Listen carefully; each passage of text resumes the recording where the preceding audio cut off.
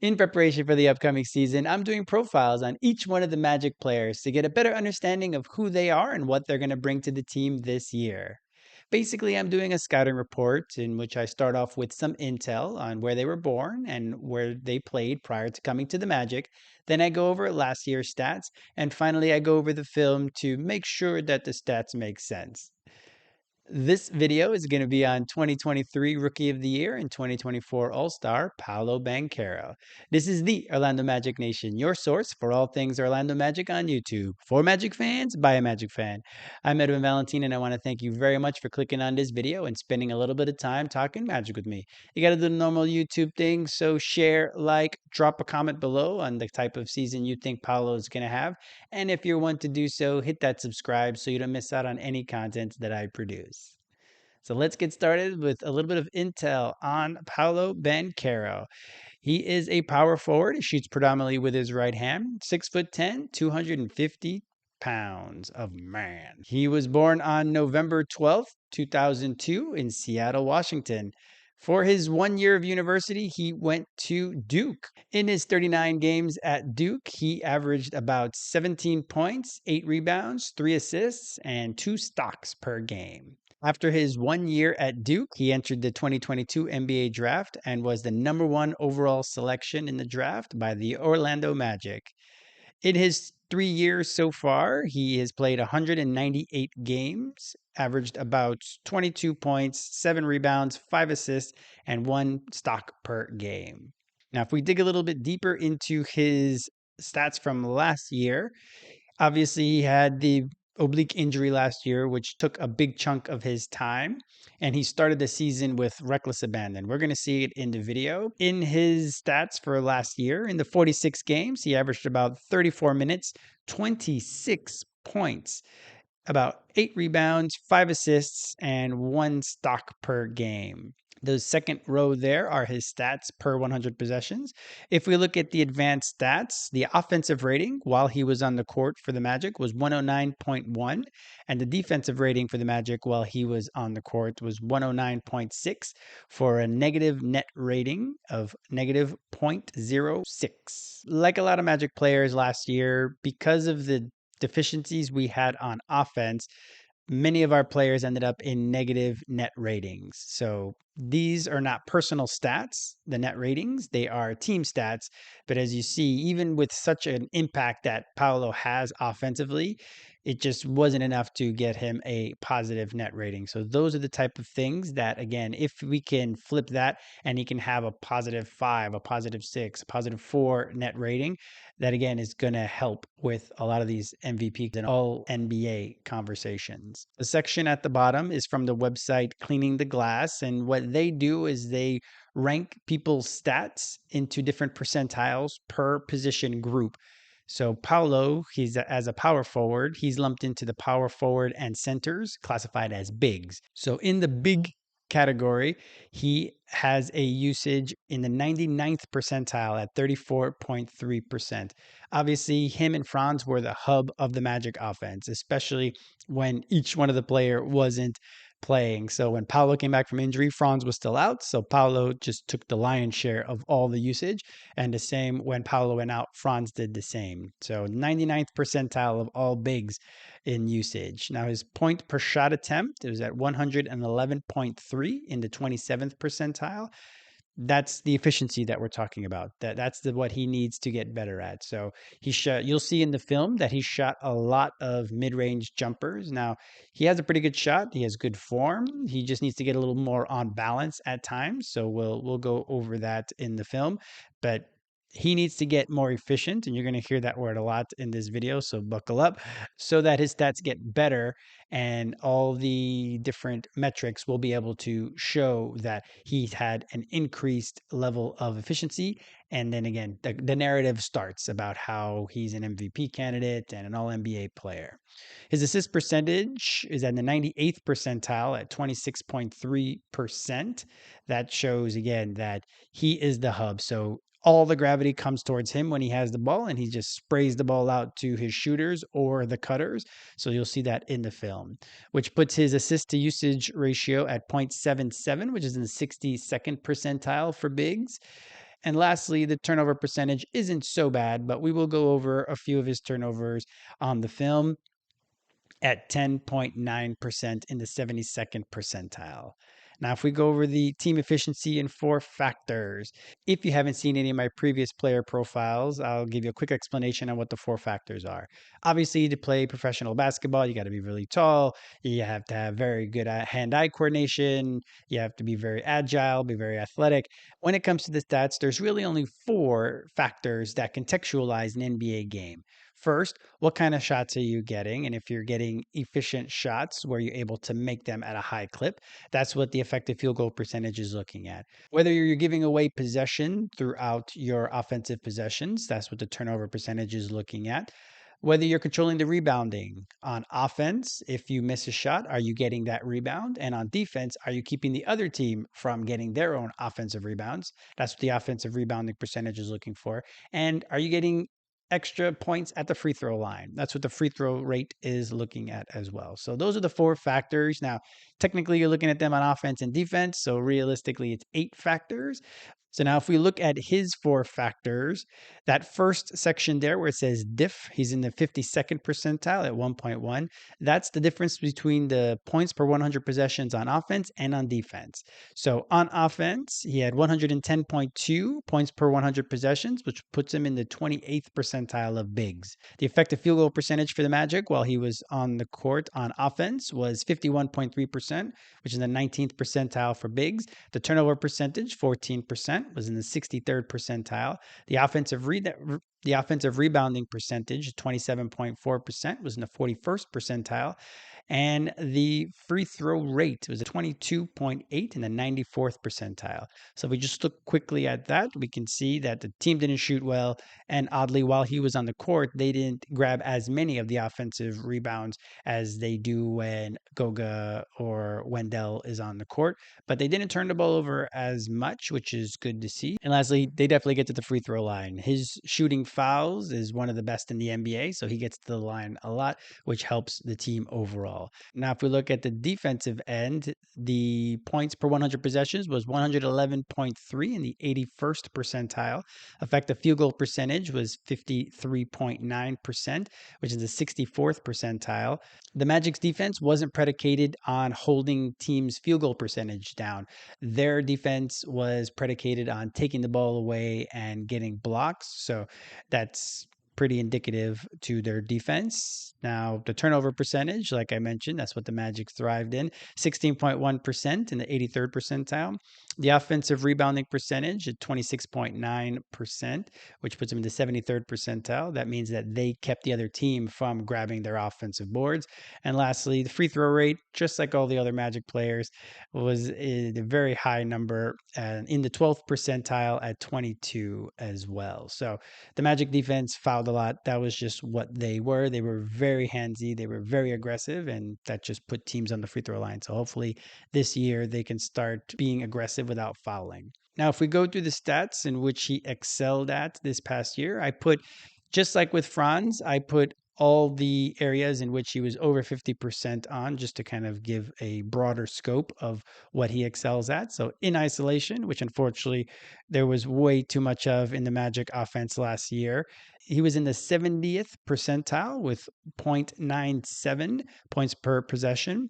In transition, which is something we hope there's going to be a lot of this year, he was in the 64th percentile with 1.18 points per possession. Pick and rolls as the ball handler, he was in the 60th percentile, scoring 0.89 points per possession. When he cut, he was in the 63rd percentile at 1.35 points per possession. That's something that I hope he does a lot more of, just moving without the basketball. Off screen, he was in the 66th percentile at 1.09 points per possession. For putbacks, he's in the 60th percentile at 1.14 points per possession. And lastly, on the defensive ends, I know there's a lot of people that talk about his defense and that it's not always at a high level. Now, if we look at the defensive field goal percentage of 44.6% versus the field goal percentage that those guys normally have, then that just shows that he had a negative 2.5 field goal percent against. So that just showed that while he was on defense, guys shot worse of what they normally shoot. So he still can impact the game defensively as well. He's 6'10". He's a big dude. Hopefully he starts to get a few more blocks, gets a little more involved in the steals as well for the team, but he's definitely a willing defender. He's not a negative defender. So hopefully that continues this upcoming season. Now, if we go over how he scored, due to a lot of the struggles he had from 3-point range, just like the rest of the team last year, we see that 70% of his field goal attempts were from 2-point range and 30% from 3-point range. I don't think we really want to see Paolo pull an Anthony Edwards from last year and all of a sudden shooting 70% of his shots from three. He's a big body. He needs to be going downhill, and that's something, again, I'll talk about in the film. So with that, we see that he scored about 55% of his points from 2-point range, only 14% of his points from fast break. We hope that that's something that is going to be increased over the course of this season. But you see, free throws, the percentage of his points from the free throw line is at almost 24%. Now, let's hope that with a higher percentage, he's able to add more points per game to his average throughout the year. Now, if we look at shot distance, we see that at the rim, he's about at 70%, which isn't bad, but that could get a little bit better. And now, from 3 to 10 feet, he's shooting about 42%. From 10 to 16 feet, also about 42%. 16 feet out to the 3-point range at 37%. And from 3-point range, if we round up, he shot 33%. Obviously, what that tells, if you look at the amount of shots, is that he pulled up a lot more than maybe we would hope. So let's hope that he plays this year the way he started last year, which was just go into the basket over and over and over again. Obviously, that's going to be tiring throughout the course of the year, especially if the Magic play up tempo, as they've been mentioning in training camp so far. So we'll see on that. But if he goes downhill, there's really not many guys that are going to be able to stop him, and he'll be able to either get to the free throw line or he'll be able to get easy shots for other guys because he's attacking the paint and be able to spray it out for three. And our guys are going to hit threes this year. That's just the way it's going to be. Math will say that they're going to have a regression to the mean. The guys are going to shoot better from three this year. So there's only good things that can happen from him attacking. Now let's go over the video to see how he got his points last year and how he was able to get his teammates involved. So as we see by the numbers, he pulled up a lot instead of attacking the basket. We're going to see a lot of his attacks a little bit later on in the film. But as we can see here, just one stop dribble. There are a lot of times where there was late on the shot clock, so he didn't have much time to do anything. But as we see, he has an okay jumper. As we see that he has a nice follow through, nice form. It looks smooth and solid. He just needs to get better. See, nice clear base there. I think it's just about feel. That's where we're at with his shot attempts. It's about feel. He has a good base. He has a good follow through. It's just too often with his big frame, he should just be going downhill. But instead, he takes shots like that, which he can make, of course, but he really should be just trying to do that type of shot. Now, if he misses it, that's fine. But just having a nice, look at this, too much spinning. Again, he can hit them, so that's not something that we want to discourage too much. But I think if we're trying to increase his efficiency and try to have his field goal percentage be higher, because we need the true shooting percentage to be much higher for him to be considered as an MVP candidate. That's just what it's been like in the last few years. But he's comfortable going left and to right. So those first ones were going to the right. These are going to his left. And because he's 6'10", a lot of guys, when they're contesting, they're going to hit his elbows, they're going to hit his arms. So that's how, in the end, he gets on the free throw line.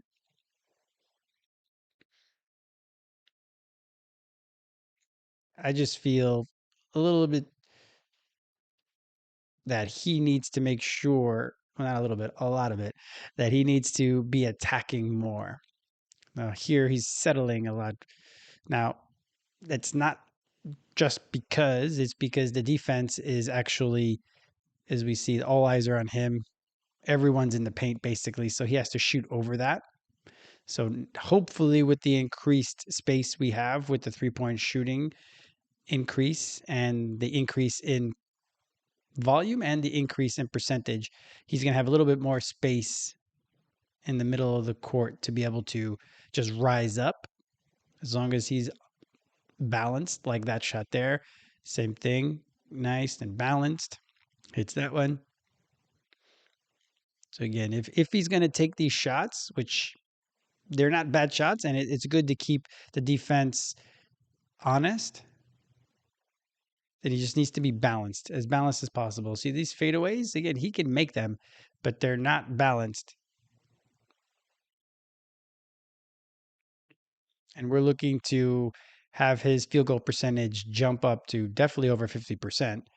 But if he can get it to 53%, that'll be great. That's 7%. That's a bit of a lot, but he can do it, especially if he keeps taking it to the basket instead of these fadeaway shots from the corners.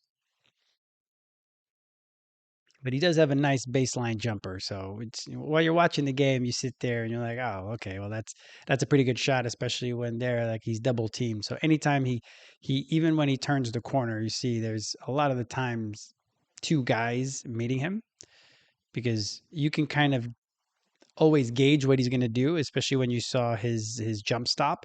It was basically the same thing that so once you have film on him, I could even see it. It's the same one dribble and then pull that he needs to vary that bit up a bit.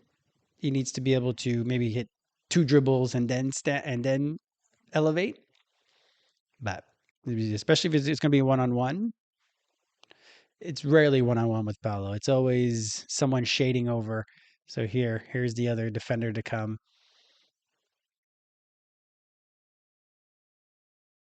Now, moving without the basketball. We see there that that's something that he can definitely do a bit more of is moving without the basketball. But he's got a nice fluid shot. So that it's a bit of surprise it hasn't started to equalize a little bit more. But then once he gets downhill in transition, this is why he was in the high percentiles there. Hopefully, again, he's able to be in transition more. There's a knock on him that he likes to play slow, and I'm not saying that that's incorrect, but when he does play fast, which apparently the Magic are looking to do this year, then he's just an unstoppable train. Look at that. Now these are in the half court. Just a big dude. Anytime people are trying to stop him, like they're just going to foul. That's why he had a good amount of and ones this year. Let's hope he's able to finish a little bit better this year to have even more and ones.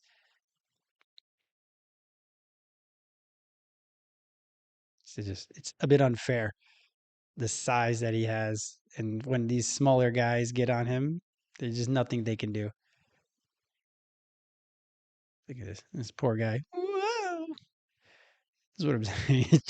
It's just unfair, and that's why I really would love for him to attack more. As we see, a lot of these are early in the year because he came out on fire, and he ended the year playing very well as well. But it was just he was playing differently. His shot started to come a bit more than he did at the beginning of the year. At the beginning of the year, his shot wasn't falling, but he was just taking it to the basket and just punishing teams. There's another one, and one. Get out of my way. That was part of his 50-point game.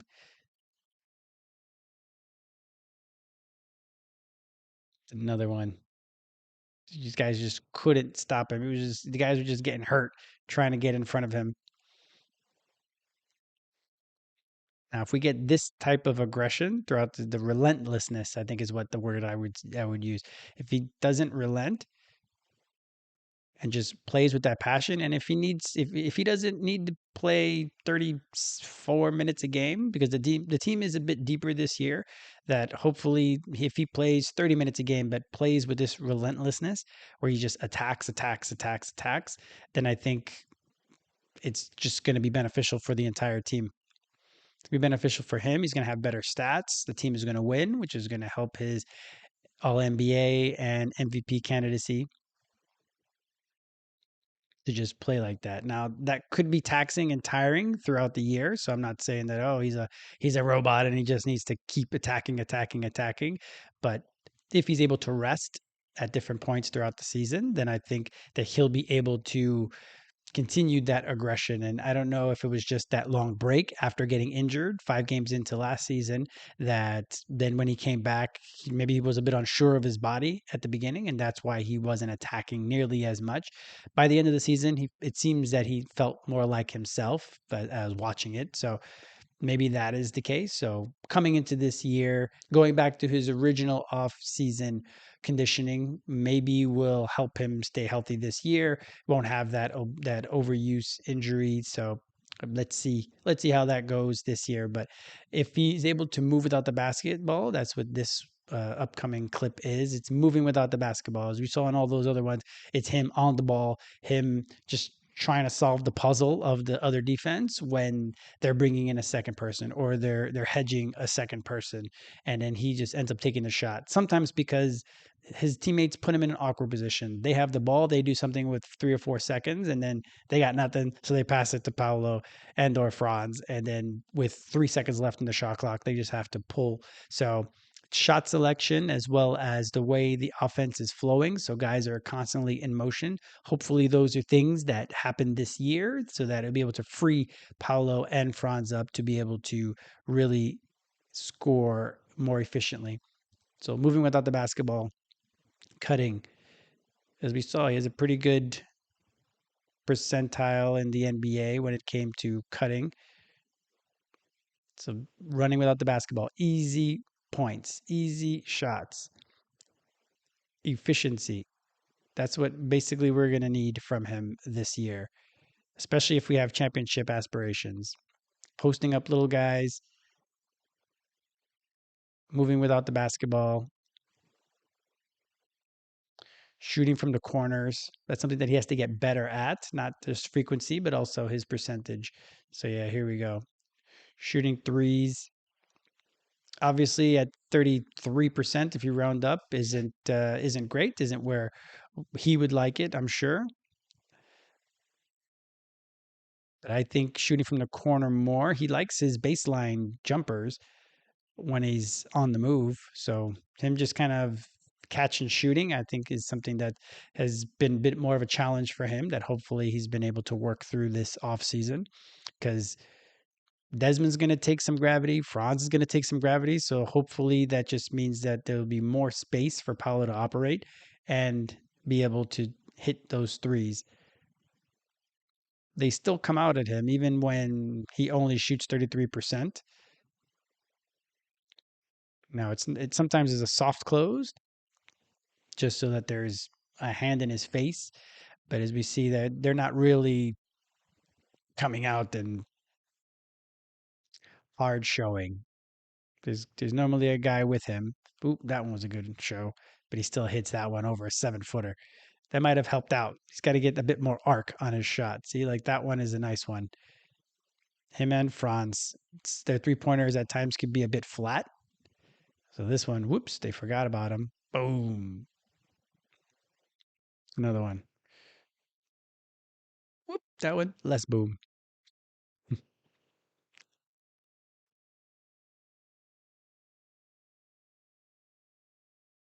So above the break is where a lot of his 3 pointers came from. That's why the majority of these threes we see are going to be above the break. A lot of that was because he just was the primary ball handler in a lot of sets. So he just had the ball at the top of the key. And then he felt that that was the best shot for the team for him to just shoot a three or to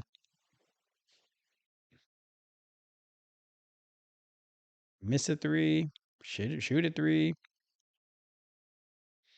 But I think he's going to be. I think this year, if I'm going to guess a percentage, I think that he's going to get to at least 35% this year. This is something that he's been working on, obviously, all off season. Now, yeah, I would prefer for him to be one that's attacking the rim, like I mentioned already. But if he's able to get his 3 point shot up to 35%, so that's at least league average ish, then I think that's really going to help the offense because with Desmond shooting the three, if Franz is able to get his 3 point percentage up a bit, and then, like I said, Jalen being back and I think he's going to be back up in near the 40% range when it came to 3 point percentage, that I think that's just the output from the team as a whole is going to end up being something that is just going to be undeniable. And then the team is definitely going to be scoring more throughout the season. And if they have their defense being as stiff as tough as it was last year, which I think they're gonna maybe drop a little bit. They're not gonna be number two. I still think they'll be a top five defense, even if it's not number two. But if they go from being in the bottom 10 in offense for the year, if they all of a sudden go up to, if we got to being in the top 10, that would be surprising. But if we were at least in the top half of the NBA, then we're just going to win a lot more games. We won 41 games last year with so many injuries and with us shooting a historically low 3 point range. It was the lowest 3 point percentage we've had as a team other than the very first season that the Magic played. So I doubt we're going to be that bad again. Like I said, just the math is going to work out. We're going to be a better offense overall. We're not going to be a bottom 10 offense any longer. So get that. Let's cross that one accomplishment off the vision board. So here's his last couple threes I have on the film from the corner. As I mentioned, he didn't shoot well from the corner. Now here's his passing. Cute little pass there. So we hope more assists from Paolo to Franz in the future, but he has good court awareness, his good vision. Because he gets so much attention, guys are going to be open.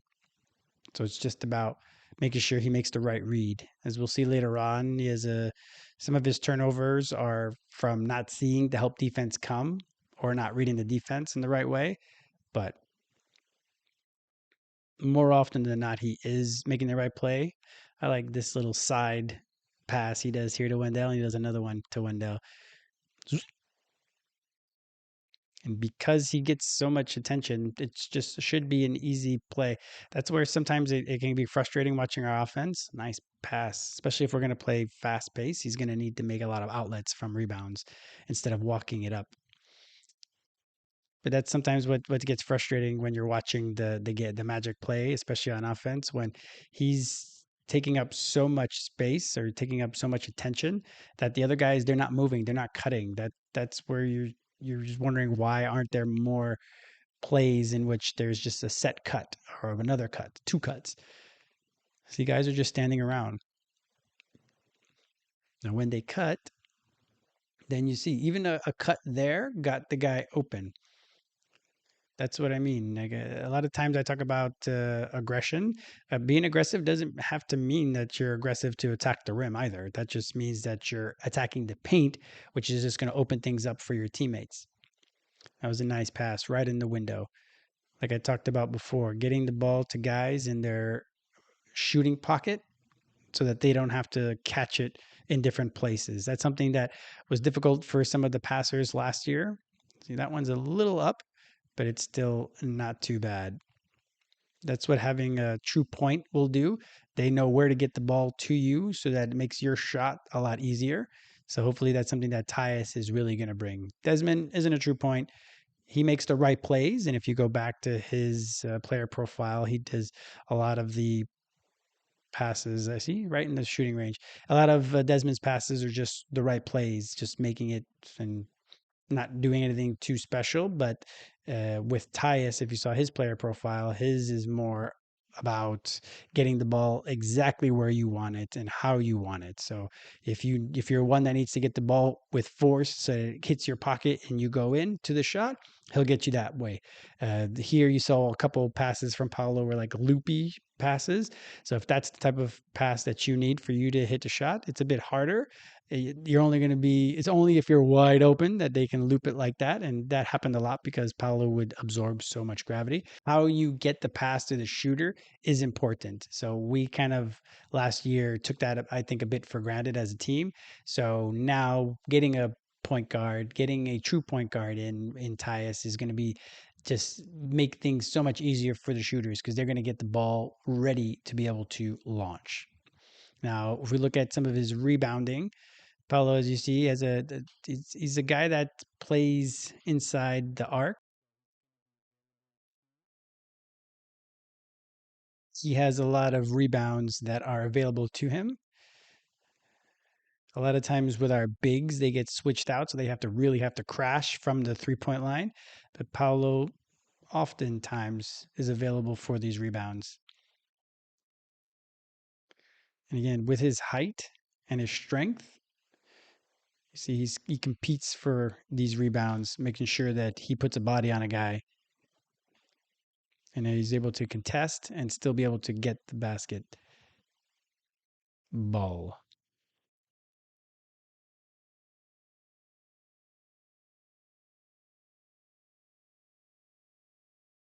and start the break. So see there, that's where I know that he gets a bit of a bad rap and that plays a bit slow, but as you see there, a lot of outlets. So that's going to be something hopefully we see a lot more of this year. Him just getting the ball and tossing it out or just grabbing the ball and go. That's something that we see a lot from Desmond. So if you check Desmond's player profile, you see that a lot from him. Yeah, nice little tip ins as we saw the putbacks. Again, he's in the over 50 percentile with that. He's able to get his own long rebounds because of his speed. So he's just a perfect combination of speed, power, length.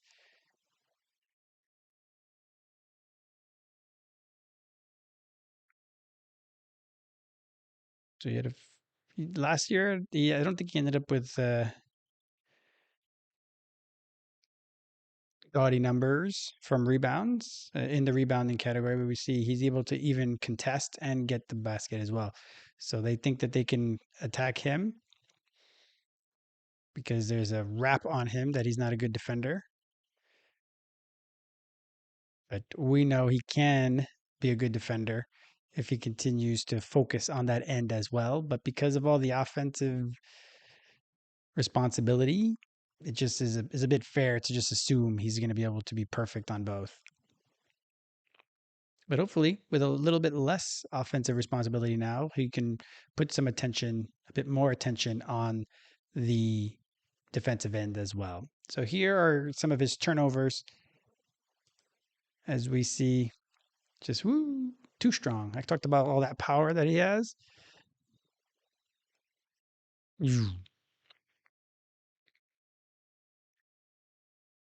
It's about reading. It's about reading where the guys are and not trying to squeeze it into too tight a window. So there, got himself up in the air. Get yourself up in the air. It's going to be difficult for you to make that pass there. A little miscommunication, a little too lobby of a pass.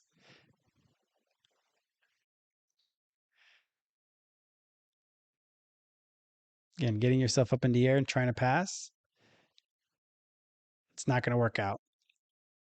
And then just misreading plays, not seeing the defender. That one he tried to squeeze in just with pure power. That one as well. And that was a big turnover that game.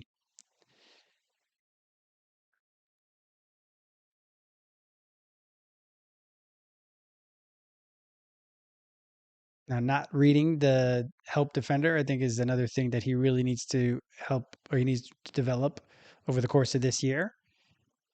As we see, so far often he spins into the second defender or doesn't see them coming because there's almost always going to be a second defender coming when it comes to Paolo. You would think he would just be used to being surrounded and trying to get the ball out and maybe making a play by cutting instead of always being on ball. It's just always that second defender coming over. Now, hopefully, when hopefully Coach Shamgod is going to be able to help with tightening up his dribble a bit. As we see, sometimes it's just a really long dribble. Damian Lillard gets him like 3 or 4 times in these in these clips because he just has a long dribble because he's so tall. That just makes sense. So it's either he's going to have to come down a bit more or dribble a bit harder just to keep the ball from taking so long to get back up to him, and just continuing to have better vision when it comes to when where this the help defender is going to be coming. Here's another one. Whoop.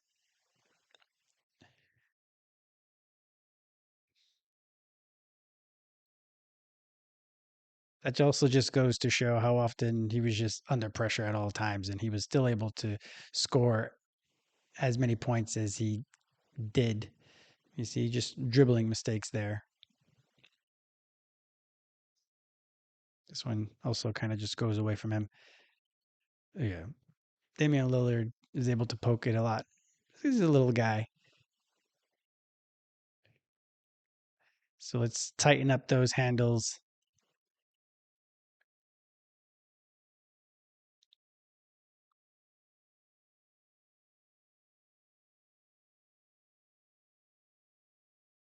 If we tighten up those handles, I think in the end we could bring down his turnovers from 3 a game to 1.5 per game, 1 per game. I think that will definitely go a long ways to, again, getting better numbers, having the advanced stats say a good story about your season, right? That's what we're really needing to get.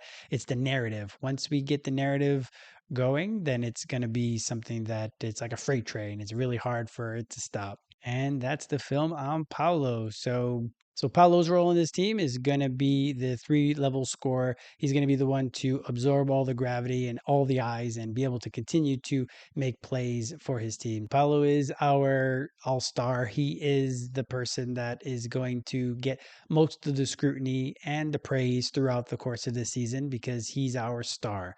As we see already this offseason, he's been put up a lot more when it comes to advertising the NBA. He started his own YouTube channel, and a couple episodes are out already. It's pretty good. So after you finish watching this video, you should click on over to that. So we can see that he's opening up a bit more. He's going to be putting himself out there, which is also good because the more you put yourself out there, the more people are going to want to listen to you. They're going to want to see you, and it just helps it helps the narrative. And I've said that in a bunch of different videos when it comes to Paolo and MVP and all NBA discussions. It's all about narrative, right? So we need him to have a good start to the season because if you start off poorly, then especially if the team success isn't there and he starts off poorly, then it's going to be, oh, the Magic gave up so much for Desmond Bain and now they're worse off than ever. And now their future is going to look so bleak because of their financial and draft capital situations and blah, blah, blah, blah, blah. So as long as he's able to come out like he started last year, having a 50-point game within the first week of the NBA season, that all of a sudden he became the toast of like, oh, Paolo's going to have a big year. Oh, everything's going to happen for Paolo this year. And then unfortunately, he ended up injured. So hopefully, we need knock on wood that he's going to be healthy this year, just like the rest of the team, that they'll largely stay healthy. Of course, injuries are just the name of the game when it comes to the NBA. You're going to get injured at different points throughout the season. But because we are pretty deep, at least with players that have potential to be rotation players, especially on our bench, I think the end we are able to sustain a little bit better and have more team success overall. Because again, if we have more scoring from the bench and we win more games, then Paolo's numbers that he had already with winning on top of that is definitely going to be something that is going to catapult him to being in front of mind for players that are all NBA level, that are MVP candidates. So that's what we need. So the whole team needs to rally around that. If that's something that, if that's another goal that they might have as a team, is obviously winning. They want to win more games so they have a higher seed so that they advance in the playoffs.